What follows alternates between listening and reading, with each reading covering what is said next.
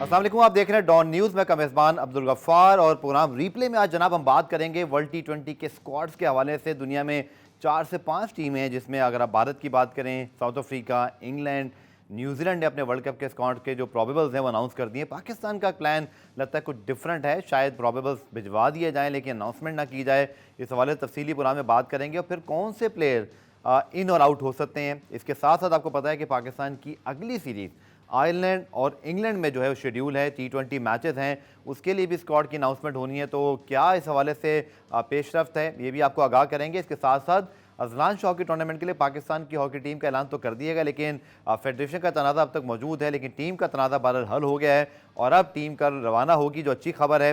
लेकिन हम बात करेंगे इंशाल्लाह प्रोग्राम के आखिरी में तारिक भुट्टी साहब से, जो पाकिस्तान हॉकी फेडरेशन के सदर हैं, कि उनके इस वक्त जो है वो क्या प्लान हैं और आगे चल के हॉकी फेडरेशन में होना क्या है। सबसे पहले आप प्रोग्राम रीप्ले में हेडलाइन देखिए, फिर आके वर्ल्ड कप स्क्वाड के हवाले से बात करते हैं। तो रीप्ले हेडलाइन आपने देखी और जनाब T20 वर्ल्ड कप जो कि जून में अमेरिका और वेस्ट इंडीज़ में शेड्यूल है, मुख्तलिफ टीमों ने अपने प्रोबेबल्स अनाउंस कर दिए हैं, लेकिन पाकिस्तान की क्या अपडेट है, इस हवाले से हम सबसे पहले चलते हैं गुलाम मुर्तज़ा हमारे लाहौर में स्पोर्ट्स रिपोर्टर, उसके बाद फिर हम सीनियर स्पोर्ट्स तज्जिया का मिर्ज़ा इकबाल बेग साहब का तज्जिया हासिल करेंगे मौजूदा सूरत हाल पर। शुक्रिया गुलाम मुर्तज़ा ज्वाइन करने के लिए, और इकबाल भाई आपका भी। गुलाम मुर्तज़ा, कब है ये एक्सपेक्टेड, क्योंकि पहले शायद 1 मई में था या नहीं था, अब चूँकि सुना है कि इंग्लैंड आयरलैंड में पहले हम परफॉर्मेंसेज देखना चाह रहे हैं, इस वक्त ताज़ा तरीन सूरत हाल क्या है?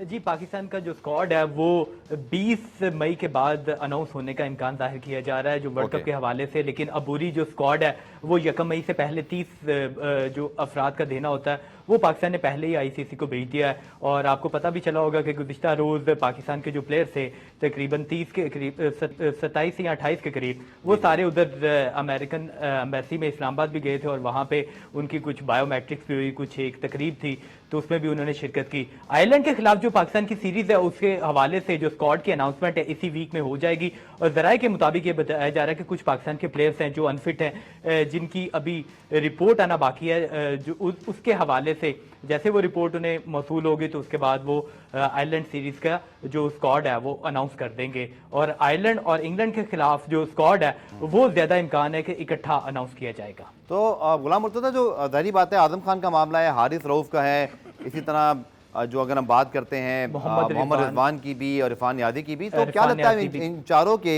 आपको लगता है कौन ज़्यादा डाउटफुल है, या आपको लगता है कि चारों ऑन कोर्स ऑफ रिकवरी हैं? और जब टीम अनाउंस होगी आयरलैंड इंग्लैंड की, इस वक्त हमारा आपका जो शेड्यूल है वो भी आपके सामने 10, 12 और 14 मई आपने जनाब डेट याद रखनी है फॉर आयरलैंड, और इंग्लैंड की भी हम आपको स्क्वाड के हवाले से भी बता रहे हैं और साथ साथ शेड्यूल भी दिखा देते हैं कि इंग्लैंड के जो मैचेस हैं वो कब शेड्यूल हैं, वो भी फिर आप अपने पास नोट कर लीजिए।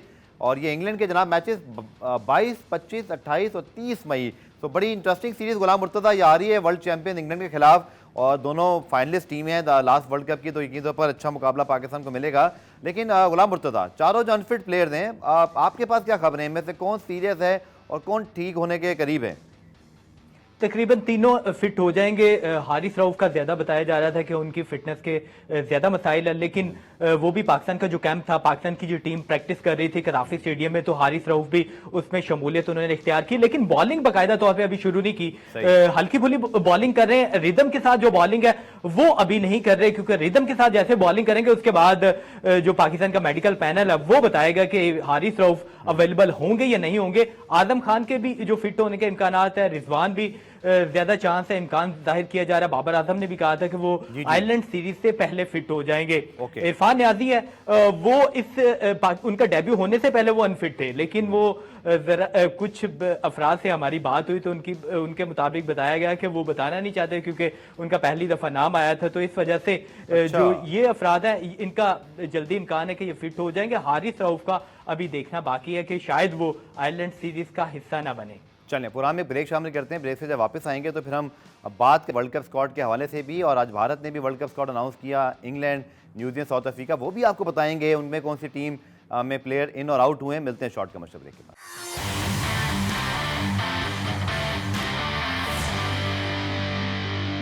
प्रोग्राम में खुशामदीद, और अब बात करते हैं जनाब सीनियर स्पोर्ट्स तज्जिया का मिर्ज़ा इकबाल बेग साहब से। बहुत शुक्रिया इकबाल भाई ज्वाइन करने के लिए। मिर्ज़ा, जैसे गुलाम मुर्तज़ा ने पहले पार्ट में बताया कि पाकिस्तान का वर्ल्ड कप का स्क्वाड अब आयरलैंड इंग्लैंड की परफॉर्मेंसेस के बाद अनाउंस होगा, लेकिन आज इंडिया, उससे पहले इंग्लैंड, न्यूजीलैंड, साउथ अफ्रीका अपनी टीमों के स्क्वाड जो है वो प्रोबेबल्स अनाउंस कर चुके हैं। तो यकीन तौर पर हमेशा की तरह इकबाल भाई, हमारे आखिरी लम्हे पर भी अभी कुछ चीज़ों को देखना है, कुछ इंजरीज के मसाइल भी हैं। बिल्कुल आपने सही कहा अब्दुल गफ्फार, 4 टीमें अनाउंस जी जी चुकी हैं, न्यूजीलैंड, इंग्लैंड, साउथ अफ्रीका और इंडिया। जी। आप देखें साउथ अफ्रीका ने अपने साबिक कप्तान टेम्बा बाबूमा को नहीं रखा, और भारत ने जो टीम अनाउंस की है उसमें शुभमन गिल जो है वो रिजर्व में शामिल है। जी जबकि न्यूजीलैंड ने जो टीम अनाउंस की है उसके वो 4 खिलाड़ी जो पाकिस्तान आए थे वो है, बकिया उनके 11 खिलाड़ी वही हैं जो तजुर्बाकार है। अब पाकिस्तान क्यों डिले कर रहा है, इससे खिलाड़ी जहनी तौर पर भी परेशानी का शिकार होंगे, क्योंकि 12, 14 और 16 तीन T20 मैचेस है आयरलैंड में। ठीक। फिर उसके बाद पाकिस्तानी टीम इंग्लैंड जाएगी जहां 22 मई से मैचेस हैं। तो आखिर कब अनाउंसमेंट होगा, ये भी एक मौमा है। समझ में नहीं आ रहा पाकिस्तान क्रिकेट बोर्ड इतना डिले क्यों कर रहा है। मेरे ख्याल में कोई इंजरी प्रॉब्लम्स है जिसको वो चाहते हैं, लेकिन अभी भी अगर प्रिलिमिनरी अपने प्लेयर्स के नाम दे दें और उसके बाद जो हतमी तारीख है उस वक्त तक ये 15 रुकनी फाइनल टीम दे सकते हैं। सर, जैसे मोहसिन नकवी साहब ने फरमाया लाहौर में प्रेस कॉन्फ्रेंस में, मीडिया से मुखातिब थे कि आप सभी वो नाम बता चुके हैं, लेकिन अब मैं ऑफिशियली बता रहा हूं, तो क्या इस बार भी ऐसे ही होगा कि पहले नाम आ जाएंगे उसके बाद फिर बोर्ड अनाउंस कर रहा होगा? बहरहाल ये तो अब रवायत है पाकिस्तान में। बिल्कुल आपने देखा मुख्तलिफ टेस्ट क्रिकेटर्स जो है वो अपनी अपनी टीमें बना रहे हैं वर्ल्ड कप के लिए, जर्नलिस्ट भी बना रहे हैं। तो आखिर वो क्यों बनाए, पहले आप अनाउंस करते हैं ताकि किसी को मौका ही ना मिले कि वो गेस करते रहे कि कौन होगा कौन नहीं होगा। कोई इतना मुश्किल काम नहीं है, और वैसे भी अब तो 7 रुकनी सिलेक्शन कमेटी है।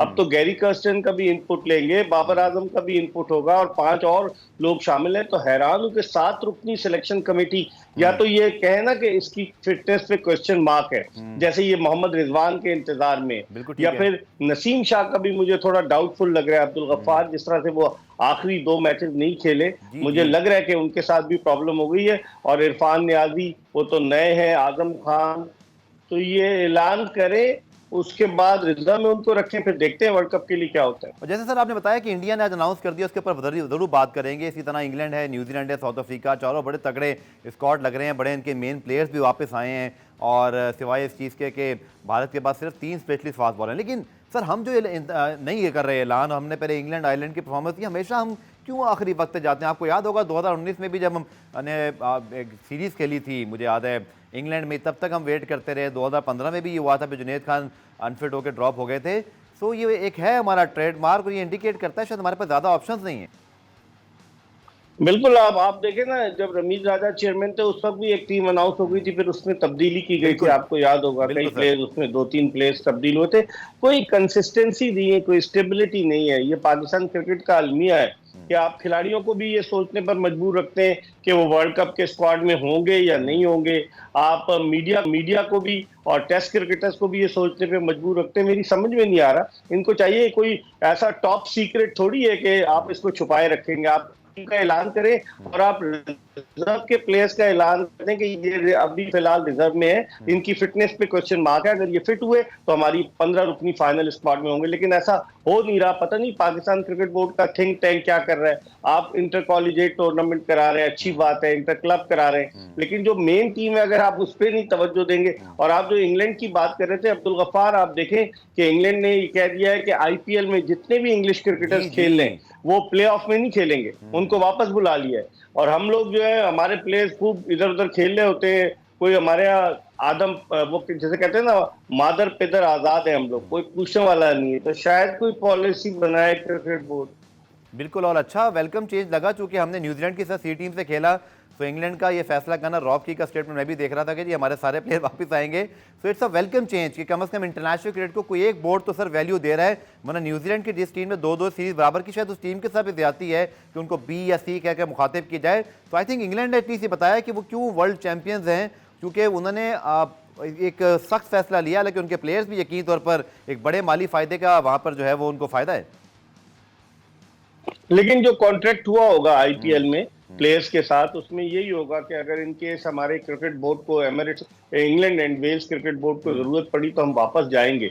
और आप देखें उनको जब जरूरत पड़ रही है प्ले ऑफ से पहले वो चले जाएंगे। काफी प्लेयर्स उनके खेलने हैं, सैम करन भी उस टीम में है, जॉनी बेस्टो भी है, फिल सॉल्ट भी है, वो सारे वर्ल्ड कप स्क्वाड में शामिल है जी, मोइन अली भी है, बहुत सारे प्लेयर्स शामिल है वर्ल्ड कप स्क्वाड में। तो अब देखते हैं कि क्या होता है।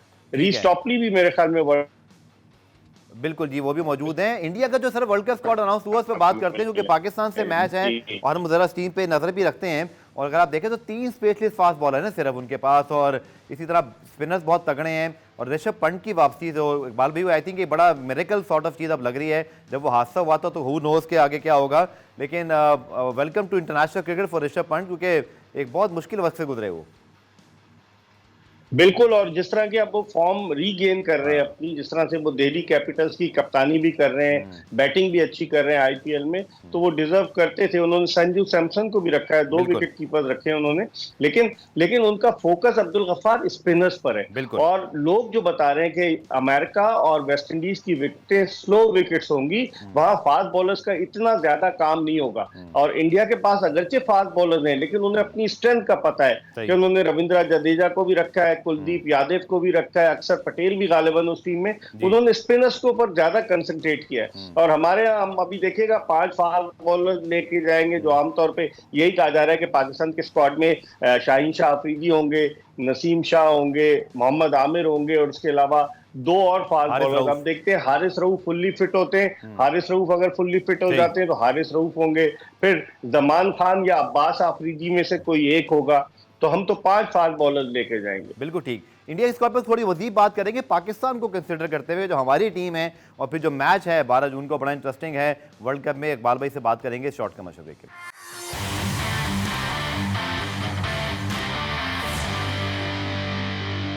तो जनाब 2 जून से T20 world cup West Indies America में शुरू होगा, और फिर 9 जून को पाकिस्तान भारत मैच है, और इंडिया ने स्क्वाड अनाउंस कर दिया। इकबाल भाई, जो इंडिया का स्क्वाड है, जैसे आपने बताया शुभमन गिल को उन्होंने रिजर्व में डाला, लेकिन बड़ा स्ट्रॉन्ग लुकिंग स्क्वाड है, बैटिंग, और खासतौर पर कुछ बातें हुई थी, आपको याद होगा कि विराट कोहली क्या टीम में होंगे नहीं होंगे, लेकिन here you go, Virat Kohli is here. हमेशा पाकिस्तान के खिलाफ आईसीसी इवेंट्स के अंदर बड़ी आउटस्टैंडिंग परफॉर्मेंस दी है। तो कैसा सर मैच एक्सपेक्ट कर रहे हैं? भारत की टीम क्या ज़्यादा स्ट्रॉन्ग लग रही है ऑन पेपर? एक तो भारत की टीम अब्दुल गफ्फार स्ट्रॉन्ग ज्यादा लग रही है, दूसरे उनके बेशतर खिलाड़ी ट्यून अप है। आईपीएल में वो खेल कर हिस्सा लेकर जो है वो आएंगे वर्ल्ड कप में शिरकत के लिए, और दुनिया के तमाम टॉप के बॉलर्स को खेले। हालांकि इस मर्तबा आईपीएल जो है वो उसकी विकेटें बैट्समैनों की जन्नत और बॉलर्स का कब्रिस्तान साबित हुई हैं, लेकिन इसके बावजूद जो उनका स्क्वाड है वो बड़ा स्ट्रॉन्ग स्क्वाड है। आप देखें, सूर्य कुमार यादव भी फिट होकर वापस आ गए। ईशान किशन का नाम नहीं है, आपने नोट किया होगा, वो विकेट कीपिंग भी कर लेते हैं, लेकिन संजू सैमसन को उन्होंने रखा है, और उन्होंने जो उनका जो ऋषभ पंत चूंकि वापस आ गए तो उनको रखा है, और उनकी बैटिंग बड़ी तगड़ी है। वरना आपने बिल्कुल सही कहा, लोग यही प्रिडिक्ट कर रहे थे कि शायद विराट कोहली, जिन्होंने इंग्लैंड के खिलाफ टेस्ट सीरीज के चंद टेस्ट मैचेस स्किप किए थे, वो नहीं होंगे स्क्वाड में। लेकिन न सिर्फ विराट कोहली है, बल्कि वो ये भी कह रहे थे बाद लोग कि शायद हार्दिक पांड्या जो है वो कप्तानी करें, लेकिन हार्दिक पांड्या वाइस कैप्टन है, कप्तान रोहित शर्मा है। ये शर्मा और कोहली का आखिरी वर्ल्ड कप होगा। अब देखें वो लोग अपनी टीम को कामयाबी दिलाते हैं या नहीं। और इकबाल भी, जैसा कंडीशंस जो है वो जैसे स्पेक की जा रही है, शायद वो आईपीएल जैसी नहीं होगी, और शायद इसीलिए विराट कोहली का एक्सपीरियंस उन मुश्किल पिचेस पर, जहाँ शायद 180 190 ज़्यादातर हम स्पेक्ट कर रहे हैं, और यही वजह मुझे लगता है बनी है। शायद अगर कहीं और ये वर्ल्ड कप होता, हाई स्कोरिंग वेन्यूज होते, तो शायद विराट कोहली के नाम पर सवालिया निशान लग सकता था। आपने बिल्कुल सही कहा, तजुर्बे की उन्हें जरूरत होगी इस तरह की। और वेस्ट इंडीज में तो ये लोग खेल चुके हैं। वेस्ट इंडीज में जितने भी वर्ल्ड कप हुए, चाहे 2007 का 50 ओवर्स का वर्ल्ड कप हो, चाहे 2010 का T20 वर्ल्ड कप हो, तो वहां पर जिस तरह की पिचेज है, कोई इतनी तेज पिचेज नहीं है, तो उसको मद्देनजर रखते हुए वहां तजुर्बाकार बैट्समैन की बड़ी शिद्दत से जरूरत महसूस होगी। तो उन्होंने अपने स्क्वाड को उसी तजुर्बे यूथ का भी कॉम्बिनेशन रखा है उन्होंने, कि यंगस्टर जैसे संजू सैमसन ज्यादा नहीं खेले, उनको रखा है। ऋषभ पंत वापस आए तो उनकी टीम, सूर्य कुमार यादव, आपको याद होगा अब्दुल गफ्फार के वो फिटनेस प्रॉब्लम का शिकार थे, शुरू के मैचेस नहीं खेल पाए आईपीएल के, लेकिन वो भी वापस आ गए। और मेरे ख्याल में उन्होंने डूबे को भी रखा है, शिवम डूबे को भी अपनी टीम में रखा है। आप नजर डालें, शुभमन गिल, रिंकू सिंह और खलील अहमद और आवेश खान को जो है वो रिजर्व में शामिल किया। इकबाल भाई, फॉर्मेट जो है वो भी जरा लोगों को दिखा देते हैं। ग्रुप पाकिस्तान का और इसी तरह भारत का एक ही ग्रुप में शामिल होना हमेशा की तरह आईसीसी की जो ख्वाहिश है वो पूरी हुई। आपको सबको याद दहानी सिर्फ कि 5-5 टीमों के 4 ग्रुप के बाद सुपर 8 और सुपर 8 के बाद नॉकआउट स्टेज, और ये जनाब पाकिस्तान का group, Pakistan, India, Ireland, Canada, USA, बाकी ग्रुप भी आप देख रहे हैं ना। इकबाल भाई, Pakistan India going to be epic match, लेकिन आयरलैंड, कनाडा, यूएसए में शायद एक आयरलैंड का मैच है जो हमें देखना पड़ेगा। तो आपकी क्या राय है? इस ग्रुप से तो हम निकल जाएंगे ना? जी हाँ, इकबाल भाई से राब्ता बहाल करने की कोशिश करते हैं। पाकिस्तान, इंडिया, उम्मीद तो यही आयरलैंड, है कनाडा और यूएसए। जी इकबाल भाई, ग्रुप ए में पाकिस्तान इंडिया के साथ मौजूद है और उसके बाद फिर सुपर 8 और फिर जो नॉकआउट स्टेजेस है, तो एक डिफरेंट फॉर्मेट है और खचाखच है टीमें, 20 टीमें इस बार।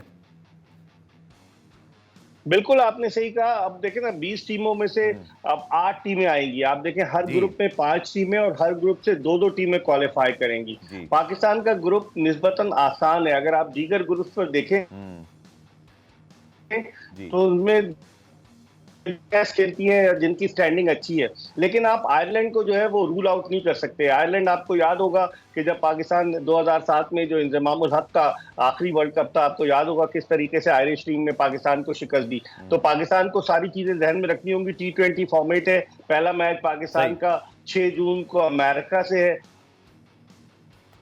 फिर पाकिस्तान का जून को पाकिस्तान का जो मैच है वो पता नहीं आयरलैंड से, कनाडा, आयरलैंड से, और फिर उसके बाद कनाडा से है। तो पाकिस्तान के लिए बहुत आसान तो है ये, लेकिन जब यहाँ से 2 टीमें निकलेंगी, पाकिस्तान और इंडिया, और फिर जो बाकी ग्रुप्स जो बने हुए हैं उनमें से जो टीमें आएंगी, तो जो सुपर 8 मरहला होगा वो बड़ा टफ होगा अब्दुल गफ्फार। बिल्कुल, और पाकिस्तान को वहां भी फिर जो है वो टॉप 2 में फिनिश करना होगा, तब जो है वो टॉप 4 में जगह बनेगी। बाकी क्विकली हम बात करते हैं, क्रिकेट के सेगमेंट को इख्तिताम पजीर करते हैं।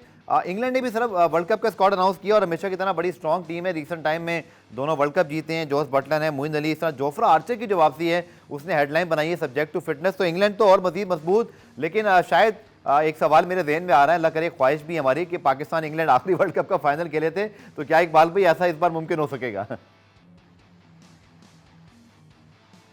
बज़ाहिर मुश्किल नजर आ रही है। जिस तरह की पिचेस है ना वेस्ट इंडीज की, और क्योंकि जो आखिरी मरहला वो तो वेस्ट इंडीज में होगा, लेकिन इंग्लैंड की टीम जो है बड़ी तगड़ी टीम है। आप देखें जॉर्ज बटलर भी फॉर्म में है, फिर जॉनी बेस्टो भी फॉर्म में है, फिल सॉल्ट भी फॉर्म में है। तो उनकी टीम, हैरी ब्रुक को भी उन्होंने रखा है। मैं समझ रहा था शायद हैरी ब्रुक नहीं होंगे, लेकिन उनको भी उन्होंने रखा है। तो उनकी टीम बहुत तगड़ी है और मुझे लग रहा है कि वो आगे जाएगी। अब देखते हैं कि क्या होता है, क्योंकि सारे ही उनके खिलाड़ी दुनिया में लीग खेल रहे हैं। जितने प्लेयर्स हैं वो सारे ट्यून अप है। हमारे खेलते हैं लेकिन हमारे फिटनेस प्रॉब्लम का शिकार है। तो इंग्लैंड की टीम, आपको याद होगा कि जब पिछला जो फाइनल था पाकिस्तान ने हराया था इंग्लैंड को, तो इंग्लैंड की टीम अच्छी टीम है। अब देखते हैं कि वो किस तरीके से परफॉर्म करते हैं उन पिचेस पर जो निस्बतन स्लो होंगी। जहां आपने बिल्कुल सही कहा, वहां आईपीएल में तो 250 260 बन रहे हैं, लेकिन ये यूएसए और वेस्ट इंडीज में नहीं बनेंगे। 180 190। सर आखिर में क्विकली इसको हम फिर फिनिश करते हैं। साउथ अफ्रीका ने भी और न्यूजीलैंड ने भी अपने वर्ल्ड कप स्क्वाड के अनाउंसमेंट किए। साउथ अफ्रीका में हेनरिक नोकिया की वापसी हुई है। क्विंटन डिकॉक यहाँ जरूर मौजूद हैं,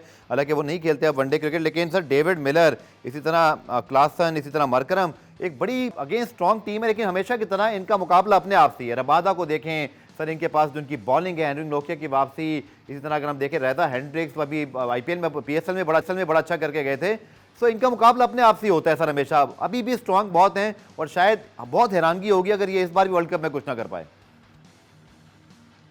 देखिए साउथ अफ्रीका को लोग चोकर्स कहते हैं। जब 1991 में नेशनल क्रिकेट में वापसी हुई थी, जिमी कुक कप्तान थे। फिर उसके बाद 1992 का वर्ल्ड कप आपको याद होगा कि किस तरीके से वो हारे, और फिर स्ट्रॉन्ग टीम थी। फिर 1999 का वर्ल्ड कप आपको याद होगा अब्दुल गफ्फार, जो 50 ओवर्स का था, साउथ अफ्रीका किस तरीके ऑस्ट्रेलिया से हारा। तो चोकर्स तो हैं, लेकिन अब उनकी टीम में काफी अच्छे, देखे एडम मार्करन जो है वो, एड्रियन मार्करन बड़े जबरदस्त प्लेयर है। फिर फॉर्म में भी है उनके हेनरिक क्लासन, क्या जबरदस्त बैटिंग कर रहे हैं। फिर उसके अलावा डेविड मिलर, उनकी टीम भी तगड़ी है। और कैशे महाराज को भी उन्होंने रखा है, क्योंकि उन सबने ये देखा है कि वहां की विकेट्स निस्बतन जो है वो स्लो होंगी। आप देखें इंग्लैंड ने आदिल रशीद को वापस लाए हैं, मोइन अली इंग्लिश टीम में है, और इंग्लिश टीम में एक और उनके जो बॉलर थे जो खेले थे अभी टेस्ट सीरीज, उनको भी उन्होंने रखा है। तो उनकी टीम, हर टीम ये कोशिश करिए स्पिनर्स रखे अब्दुल गफ्फार, या मीडियम पेसर्स हो। कोई बहुत एक्स्ट्रा ऑर्डिनरी फास्ट बॉलर होगा तो वो प्रॉब्लम करेगा। 20 ओवर की क्रिकेट है, उसमें मार धाड़ होगी। तो अब देखते हैं क्या होता है। बहुत बहुत शुक्रिया इकबाल भाई। इंशाल्लाह इस वर्ल्ड कप स्क्वाड जब पाकिस्तान अनाउंस करेगा तब आपको भी दोबारा मधु करेंगे, उससे बात करेंगे। उनकी वापसी हुई है और साथ साथ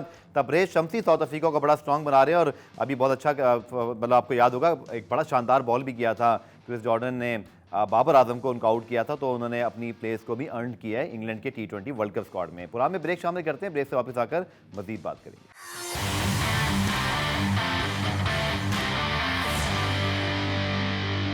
कौमी खेल हॉकी की बात करते हैं और तनाज़ा ज़रूर चला, लेकिन उसके बाद अच्छी बात यह है कि पाकिस्तान हॉकी टीम का ऐलान भी किया गया और इसी तरह तमाम फरीकैन बैठे भी और उसके बाद टीम का रवाना भी हो रही है। पाकिस्तान हॉकी फेडरेशन के सदर तारिक भुट्टी साहब हमारे साथ मौजूद हैं। भुट्टी साहब, यकीन तौर पर टीम के हक में तो बेहतर हुआ टीम जा रही है, इसी तरह बाकी मामलात भी हल हो गए, लेकिन जो फेडरेशन के ओहदे हैं या जो मुस्तकबिल है, इस पर कोई फाइनल डिसीजन हुआ? क्योंकि अभी ये एक अनसर्टेनिटी बरकरार है जिससे यकीन तौर पर खेल को डैमेज भी हो रहा है। हाँ गफार भाई, इसमें आप देखें, जो मैं समझता हूँ pattern chief prime minister of Pakistan है, वो जिसको डिबेट करें वो फिर कांग्रेस उनको वोट लेना होता है। प्राइम मिनिस्टर ऑफ पाकिस्तान ने नॉमिनेट मुझे किया और मैंने कांग्रेस से वोट लिया, और उसके बाद अगर इस तरह के पैरेलल जिस तरह मैडम शैला रजा ने बनाया है, ये तो बड़े अफसोसनाक है।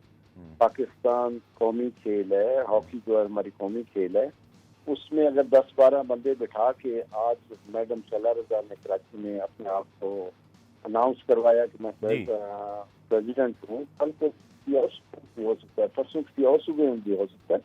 ये गलत एग्जाम्पल सेट हो रहे हैं। मुझे अफसोस तो मैडम शैला रजा। अच्छा सर, वहाँ वो कहते हैं हैदर हुसैन के मेरे पास जो है वो कांग्रेस से मैंने अपने आप को सेक्रेटरी मुंतखब कराया हुआ है, जबकि राना मुजाहिद आपके साथ हैं। सर ये कंफ्यूजन क्या है? देखिए, हाँ ठीक है, अगर ये बात है, बिल्कुल इस पर भी मैं तैयार हूँ। जी, इस पर मैं तैयार। मैं एक चीज कर सकता हूँ इनके लिए कि मैं कांग्रेस कॉल कर लूँ और जो कांग्रेस मेजॉरिटी ले ले, मुझे उस पर कोई एतराज नहीं, क्योंकि फाइनल अथॉरिटी हमारी कांग्रेस ही होती है। ठीक है। Out of 93 I have got 62 votes. अब कांग्रेस, मैं अगर हैदर साहब ये चाहते हैं, मेरा जो पॉइंट ऑफ व्यू है कि हैदर कहीं भी स्टैंड नहीं करता, ये सिर्फ मैं नाम आने वाली हिसाब से वो स्टैंड कर रहा है। तो एक चीज उसमें जो हमारी चुराई है वो मैं आपको बता दूं, ताकि हमारी कौम को पता हो कि ये क्यों हो रहा है और कैसे हो रहा है। क्योंकि हमारे सर हैदर तो ये भी कहते हैं ना कि मेरे साथ तो कॉरेस्पॉन्डेंट भी है उसकी Malaysian hockey federation Azlan Shah की। भाई वही बताने की कोशिश कर रहा हूँ कि इन्होंने जो ऑफिशियल ईमेल है हमारा, जो कि हमारे ऑफिस मेन ऑफिस हमारा लाहौर का है, उन्होंने चुरा लिया है। बिल्कुल कॉरेस्पॉन्डेंस भी कर रहे हैं। हमारे जो पुराने सेल है वो उन्होंने चुराया हुआ है, जो 10-15 साल से चल रहा था। उनके खिलाफ हमने FIR भी। सर आपने बात की है जो क्या प्राइम मिनिस्टर जो है वो, जारी बात है, जब आप थे उस पर काकर साहब थे, अब ज़्यादा शहबाज शरीफ साहब हैं, पाकिस्तान स्पोर्ट बोर्ड में भी लोग मौजूद हैं। सर क्या इसका हल निकलना चाहिए और अब तक निकल नहीं जाना चाहिए था? आपका क्या ख्याल है इस हवाले से? मेरा जाती ख्याल है कि 1-2 दिन में इसका हल निकल आएगा इंशाल्लाह। मुझे अल्लाह से उम्मीद है निकाल लेंगे, क्योंकि ठीक है प्राइम मिनिस्टर साहब सीरियस हैं और राना मशहूद साहब से हमारी मुलाकात भी हुई है और सब चीजें ठीक कर रही है। देखें, सबसे जो गलत हुआ है वो पॉलिटिक्स के बीच आ रही है। कौमी खेल में पॉलिटिक्स नहीं। चलें, बहुत बहुत शुक्रिया भुट्टी साहब। इंशाल्लाह जब टीम खेलेगी तो आपको फिर, और जो भी इलेक्टेड, जैसे आपने कहा कि बिल्कुल फेयर बात है, कांग्रेस जिसको इलेक्ट करे वो हमारा जो है वो रिप्रेजेंटेटिव होना चाहिए FIH के अंदर। इस हवाले से इंशाल्लाह आने वाले प्रोग्राम में बात करेंगे। प्रोग्राम रीप्ले में आज के लिए इतने, कल दोबारा से मुलाकात होगी। तब तक के लिए अल्लाह हाफ़िज़।